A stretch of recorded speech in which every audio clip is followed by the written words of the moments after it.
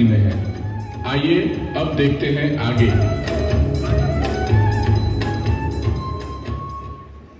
अरे अरे अरे सुरभि, तू क्या कर रही है? जूस बाहर गिर रहा है। तू कहाँ खो गई है? Oh sorry sorry. कब से देख रही हूँ सुरभि, तू आज कुछ ठीक नहीं लग रही। तबीयत तो ठीक है ना? हाँ हाँ मैं तो ठीक ही हूँ, पर पर क्या? क्या बात है सुरभि? तू खुलकर बता। हम एक दूसरे की तकलीफ आपस में शेयर तो करते रहते हैं ना। अरे नहीं नहीं कोई बात नहीं है। कुछ तो है, बता ना, बोल दे सुरभि, क्या हुआ है? ओपन अप यार। तुम लोग भी ना छोड़ोगे ही नहीं। एक्चुअली पारस की बात है। क्या बताऊं, वैसे तो छोटी ही है पर बड़ी भी है। पारस की बात है? उसे क्या हुआ? तुझे तो पता है ना पारस कितना सरल सीधा और सुसंस्कारी है। अपने सिद्धांतों में कभी भी समझौता नहीं करता। हाँ ये तो अच्छी बात है, तो उसमें क्या हुआ? बात कुछ ऐसी है कि पारस की जिस नई कंपनी में जॉब लगी है वहाँ twice in a week clubbing and parties होती है। नॉन वेज ड्रिंकिंग स्मोकिंग तो अक्सर चलते ही रहते हैं और वे लोग पारस से भी एक्सपेक्ट करते हैं कि वो उनके साथ एंजॉय करे, जो वो नहीं कर पाता। ये सब तो पारस को जमेगा ही नहीं। तो उसमें दिक्कत क्या है? उसे नहीं जमता तो नहीं जमता। देख मीरा, नई और अच्छी जॉब है, सैलरी पैकेज भी बड़ा है, प्रमोशन के भी पूरे चांसेस है, और दूसरी ओर घर में थोड़े फाइनेंशियल क्राइसिस भी तो चल रहे हैं। होम लोन भरना है, बच्चों की फीस भी तो है, और ऐसे सिचुएशन में पारस सिर्फ और सिर्फ अपने सिद्धांतों के कारण ये नौकरी छोड़ रहा है। क्या करूं, कैसे समझाऊं पारस को? क्या फर्क पड़ जाएगा अगर जो वो थोड़ा घुल मिल जाए तो? आजकल ये कितना कॉमन हो चुका है। ओ हेलो सुरभि, ये तू क्या कह रही है? होश में तो है? आज पारस जैसा गुणवान व्यक्ति ढूंढने पर भी नहीं मिलता। क्या तू अपने पैरों पर कुल्हाड़ी मारना चाहती है? पारस को मोरल सपोर्ट करने की जगह तू उसे व्यसनों की ओर धकेल रही है। इसका तेरे बच्चों पर क्या असर होगा, ये अंदाजा भी है तुझे? आज ना मुझे तो तुझ पर भी शक हो रहा है कि तू एक सच्ची आर्य है या नहीं। ऑब्वियसली मैं एक आर्य ही हूँ। ये कैसी बात कर रही है तू? सिर्फ आर्य समाज में जाके या प्रतिदिन हवन करके यदि हम अपने आप को आर्य कहते हैं तो ये केवल दिखावा है। खान पान में शुद्धि, सत्यनिष्ठ व्यवहार, वेदादि शास्त्रों के अनुरूप जीवन और ईश्वर में दृढ़ विश्वास यदि हम में नहीं तो क्या हम सच्चे आर्य हैं? तुम लोग तो मुझ पर टूट ही पड़ी हो। ऐसी कोई बात नहीं है, मैं तो बस यूं ही। सुरभि, बात तो है सिद्धांतों से समझौते की।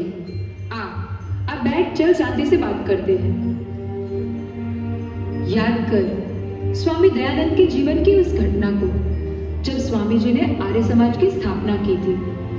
चारों ओर पाखंड के बीच स्वामी जी के विचारों की ज्योति न केवल भारत में प्रज्वलित हो रही थी, परंतु दूर देश अमेरिका में भी उस ज्योति से लोग प्रभावित हो रहे थे। अमेरिका में कौन प्रभावित हुआ था? कर्नल ऑलकॉट और मैडम ब्लेवेट्स्की।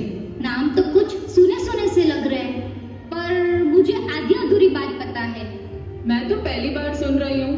कौन थे वो लोग और उनकी क्या बात है? तुझे तो पता ही है, सन 1875 जिस वर्ष भारत में स्वामी दयानंद ने आर्य समाज की स्थापना की, उसी वर्ष न्यूयॉर्क में भी थियोसॉफिकल सोसाइटी की स्थापना हुई, जिसके फाउंडर थे कर्नल ऑलकॉट और मैडम ब्लेवेट्स्की। दोनों संस्थाएं आध्यात्मिक नवजागरण और एक अच्छे मनुष्य के निर्माण के लिए प्रयत्नशील थी। केवल इतना ही नहीं, आर्य समाज जिन 4 वेदों के ज्ञान को संपूर्ण विश्व में फैलाना चाहता था, उन वेदों के प्रति थियोसॉफिकल नेताओं की भी थोड़ी सी रुचि थी। पर ये कैसे संभव है? कहाँ अमेरिका, कहाँ भारत और कहाँ वेद? उनको वेदों के बारे में कैसे पता चला? मुझे सिर्फ इतना पता है कि मैडम ब्लेवेट्स्की युवा अवस्था में भारत और तिब्बत का भ्रमण कर चुकी थी, तभी शायद उन्हें वेदों की बातों में रुचि जागृत हुई होगी। हाँ वैसा ही था। अरे पर वे स्वामी जी से कैसे प्रभावित हुए? अरे स्वामी दयानंद जी का आध्यात्मिक व्यक्तित्व विश्व में अनूठा ही था। वेदों का उनका ज्ञान तथा निष्ठा अद्वितीय थी। ऐसे व्यक्तित्व से तो कोई भी प्रभावित हो जाएगा। सही कहा मीरा तूने। उनके जैसा वैदिक संस्कृति का प्रकांड पंडित कोई दूसरा हुआ ही नहीं। तर्क की कसौटी पर सत्य को प्रतिष्ठित करना, ये तो स्वामी जी की विशेषता थी। ऐसी प्रतिभा के कारण ही ऑलकॉट और ब्लेवेट्स्की उनसे प्रभावित हुए थे। हाँ, पर स्वामी जी से उनका संपर्क कैसे हुआ? मूलजी ठाकर सिंह नाम के एक भारतीय ने ही ऑलकॉट को स्वामी जी के बारे में बताया था। फिर तो ऑलकॉट ने स्वामी जी को पत्र भी लिखा और अपनी संस्था का विस्तृत परिचय दिया। आगे लिखा कि वैदिक धर्म के बिना मानव जाति का कल्याण नहीं हो सकता, इसीलिए आप हमारा मार्गदर्शन कीजिए। तो इस पत्र को लेकर स्वामी जी का क्या रिएक्शन था? प्रसन्नता। प्रसन्नता के सिवा और हो भी क्या सकता है? कोई ईसाई अपने धर्म की धारणाओं से बाहर निकलकर सत्य को यानी वैदिक मान्यताओं को स्वीकार जो कर रहा था, स्वामी जी ने भी पत्र के द्वारा प्रत्युत्तर दिया और ये पत्राचार लंबा चला। आगे फिर क्या हुआ? ये लगाव इतना गहरा हो गया कि उन लोगों ने आर्य समाज मुंबई के प्रधान श्री हरिश्चंद्र चिंतामणि जी को पत्र लिखकर सूचना दी कि वे दोनों भारत आ रहे हैं और स्वामी जी से मिलना चाहते हैं। इतना ही नहीं, थियोसॉफिकल सोसाइटी को भी आर्य समाज की शाखा का रूप देना चाहते हैं। वाह! तो सिया, क्या वे सच में भारत आए और क्या आर्य समाज ने उनके प्रस्ताव को स्वीकार किया? जी बिल्कुल आए और 4 दिन मेरठ में स्वामी जी के साथ भी रहे। इस प्रथम भेंट में और पत्र व्यवहार से स्वामी जी को विश्वास हो गया कि वैदिक ज्ञान, दर्शन और सिद्धांतों में इन लोगों की पूरी आस्था है और वे लोग पश्चिमी देशों में जाकर इसका प्रचार प्रसार भी करेंगे। तब तो आर्य समाज ने उनको अनुमति दे दी होगी ना? हाँ, सन 1878 में न्यूयॉर्क से थियोसॉफिकल सोसाइटी का मुख्यालय मुंबई में लाया गया और theosophical Society of Arya Samaj of Aryavart यह नामकरण भी किया गया। अरे इतना ही नहीं, लंदन में जब थियोसॉफिकल सोसाइटी की शाखा स्थापित हुई तो उसका नाम British Theosophical Society of Aryavarta रखा गया। यह स्वामी जी का प्रभामंडल ही था जिसका जादू सारी दुनिया के धर्म जगत में फैल रहा था। अरे सिया, एक मिनट, मुझे ये बता, ये सारी बातों का पारस की बातों से क्या लेना देना? बस यही तो समझाना है तुझे।